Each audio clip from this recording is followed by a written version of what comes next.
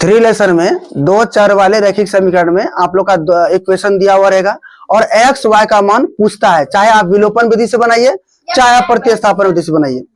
अब देखिए, तो इसमें हम सर्वप्रथम आप लोग को विलोपन विधि से बनाने सिखाते हैं, एक्स वाई का मान निकालने के लिए आप लोग को बताते हैं। आइए ध्यान दीजिएगा, कोई एक सवाल ले लेते हैं।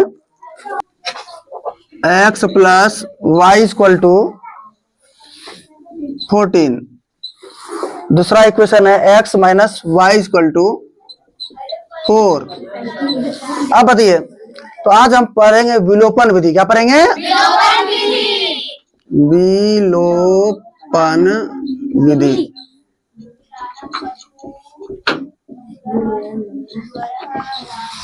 अरे सीधा सीधी समझिए ना, विलोपन का मतलब होता है विलुप्त करना। क्या करना? दो में से किसी, या तो x को विलुप्त कीजिएगा तो y का मान निकलेगा, या तो y को विलुप्त कीजिएगा तो x का मान निकलेगा। इसी को बोलते हैं विलोपन विधि। क्या बोलते हैं? और प्रतिस्थापन का विधि का मतलब होता है प्रतिस्थापित करना। क्या करना? प्रतिस्थापन विधि का मतलब क्या होता है? प्रतिस्थापित करना। यानी इसका मान उसके पास रख देंगे और किसी x की जगह यदि y कर देंगे तो y का मान निकल जाएगा, y के जगह x कर देंगे तो x का मान निकल जाएगा। तो यहाँ पे तो प्रतिस्थापन विधि अगला नेक्स्ट क्वेश्चन में हम डालेंगे। तो इसमें केवल टू केवल हम पढ़ा रहे हैं विलोपन विधि। क्या पढ़ा रहे हैं? विलोपन विधि। आइए, तो इसमें क्या करते हैं, मान लीजिए फर्स्ट सवाल है आपका विलोपन विधि में x plus y equal to 14, x minus y equal to 4। तो क्या करते हैं इसमें आप क्या कीजिए, सर्वप्रथम ध्यान दीजिए कि दोनों इक्वेशन को अलग अलग हम लोग समीकरण फर्स्ट मान लेते हैं और इसको मान लेते हैं समीकरण सेकंड। क्या मान लिए ना? अब बताइए, और इसमें ध्यान देने वाली बात क्या है पता है? या तो x के तरफ दोनों मिलना चाहिए या तो y के तरफ दोनों मिलना चाहिए। यदि मिल गया तो तब ये विलुप्त होगा, नहीं तो विलुप्त नहीं होगा। इसमें तो दोनों मिल रहा है, तो या तो x को कटा सकते हैं या तो आप दोनों। इसमें और एक ध्यान देने वाली बात है, इसमें समीकरण फर्स्ट और समीकरण सेकंड को जोड़ भी सकते हैं और तो जोड़िएगा तो y y कटेगा, घटाइएगा x x कटेगा। अब आइए विलुप्त करते हैं समीकरण फर्स्ट में समीकरण सेकंड को क्या करने पर? चलिए घटा देते हैं, जोड़िएगा तब पर भी कटेगा। क्या मन है आपको? जोड़ने का मन है तो जोड़िए दीजिए, क्या दिक्कत है? कोई दिक्कत नहीं है, आप ट्राई कर लीजिएगा, घटाने पे ट्राई कर लीजिएगा। समीकरण फर्स्ट में समीकरण सेकंड को अब घटाव करके घर में ट्राई कर लीजिएगा। आइए क्या है, x plus y equal to 14, ये फर्स्ट वाला है। yes, और सेकंड वाला क्या है? x minus y equal to 4 है ना हो। yes, और जोड़ना है तो दोनों जोड़ लिख दिए। और नो जोड़ में क्या होता है कि नीचे का चिन्ह बदलता। यदि घटाव करते ना तो नीचे का प्लस सिंपल तो माइनस होता, माइनस का प्लस होता, प्लस का माइनस होता। लेकिन जोड़ने में ऐसा चेंजिंग नहीं होता है। आप लोग 9th में भी पढ़े होंगे। आप बताइए, यदि हम जोड़ेंगे तो क्या x के आगे कुछ नहीं तो क्या छिपा हुआ है? x के आगे कुछ नहीं तो क्या छिपा हुआ है? तो एक x कितना होता है? 2x होता है ना? अरे होता है ना? आप बताइए, प्लस वाई माइनस वाई बोरा में जाएगा? कहाँ जाएगा? बोरा में चला गया, यानी विलुप्त हो गया। क्या हो गया ये? अरे विलुप्त होगा तो x का मान निकलेगा हो। आप बताइए 14 अब प्लस 4 कितना होता है? 18 होता है कि नहीं होता है? चलिए होता है। आप बताइए, 2 गुना में है तो 2 भाग में जाएगा तो कटेगा 9 बार में। आप बताइए x का मान क्या आ गया? हम शुरू में ही बोले थे ना कि विलोपन विधि में किसी एक को विलुप्त करते हैं। अच्छा, विलुप्त करेंगे y को तो निकलेगा मान x। यदि x को विलुप्त करते तो निकलता मान y का। Any problem? कहीं कोई दिक्कत है? आप बताइए, यदि x का मान 9 आया है और समीकरण फर्स्ट में यदि x का मान रख देंगे तो क्या y का मान निकलेगा? y का मान चलिए यहाँ पे आप लिख दीजिए समीकरण फर्स्ट में x का मान रखने पर, तो फर्स्ट में क्या है x plus y equal to 14। यहाँ तक में कोई दिक्कत है? कहीं कोई प्रॉब्लम? आइए आइए x का मान कितना है? Plus y equal to 14। अच्छा से 14 लिख लीजिए ना। प्लस 9 उस साइड जाएगा तो 14 में 9 गया, कितना बचेगा ननू?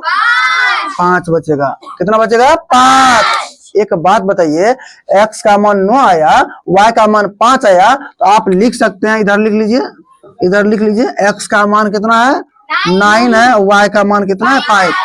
लेकिन बनाने के बाद एक बार चेक कर लीजिए क्या सही है मेरा बना हुआ, ये आपका सॉल्यूशन सही है। तो कैसे चेक कीजिएगा? आइए इक्वेशन पे। इक्वेशन में क्या है? x प्लस वाई, तो x का मान आया है 9, y का मान आया 5, तो 9 प्लस 5 14 होता है। ओ माय गॉड, सही है। ओ आप बताइए x का मान यहाँ कितना है? 9, y का मान कितना है? 5, तो 9 में 5 गया 4। अरे भगवान, पूरे सही है। ओ आपका ये सवाल, हाँ बोलिए, हाँ तो आपका ये सवाल क्या हो गया? बन गया। तो ऐसे ही विलोपन विधि से सवाल बनाइएगा। लेकिन किसी के माइंड में होगा कि यहाँ पे x और y तो मिलता है, तब तो आप कटा दिए सर। यदि x y नहीं मिला तो कैसे कटाएंगे सर? तो दूसरा हम लेते हैं इक्वेशन जिसमें कि x और y ना मिले, x और y ना मिले। आइए x plus y equal to 5, फिर है 2x minus 3y, 2x minus 3y equal to 4। ये सवाल अब तो कहिएगा सबसे पहले आप लोग को तो बोलेंगे, एक को मान लीजिए समीकरण फर्स्ट, एक को मान लीजिए समीकरण सेकंड। समीकरण फर्स्ट, इसको मान लेंगे समीकरण सेकंड, मान लिए। आप ध्यान देने वाली बात है कि इसमें बताइए, एक बात बोलूं, इसमें बताइए ना तो x x मिल रहा है, ना ही मेरा y y मिल रहा है। तब तो आप लोग को तो शुरू में बताया कि विलोपन विधि का मतलब होता है किसी एक को विलुप्त करना। इसमें तो विलुप्त हो ही नहीं रहा है। इसमें करेंगे क्या? विलुप्त करने के लिए एक के शर्त है कि किसी एक को बराबर करना पड़े। यदि आपका मन हो कि हमको x को कटाना है, तब आपके देखिए x के आगे जो भी आपका दिया गया है क्रॉस मल्टीप्लाई पूरे में मल्टीप्लाई कर दीजिए, क्रॉस मल्टीप्लाई कर दीजिए, पूरे में मल्टीप्लाई कर गुना कर दीजिए। क्या कर दीजिए? अब बताइए x के आगे क्या छिपा? 1। इस x के आगे जो 1 है तो 1 का मल्टीप्लाई इससे कर देंगे, x के आगे जो 2 है तो 2 का मल्टीप्लाई इससे कर देंगे। कहिएगा सर क्या ऐसा करने से बराबर हो जाएगा? एकदम बराबर हो जाएगा। देखिए आप बताइए किसी स्टूडेंट का मन हो जाएगा नहीं हम y को बराबर करेंगे, तब तो y को बराबर कीजिएगा तो y के आगे जो 3 है 3 का मल्टीप्लाई इससे कर देंगे, y के आगे जो 1 छिपा हुआ है y के आगे तो यहाँ आपका 1 का मल्टीप्लाई इससे कर देंगे। Any problem? आप बताइए तो मल्टीप्लाई कर दीजिए। 2 गुना x 2x, 2 गुना y 2y,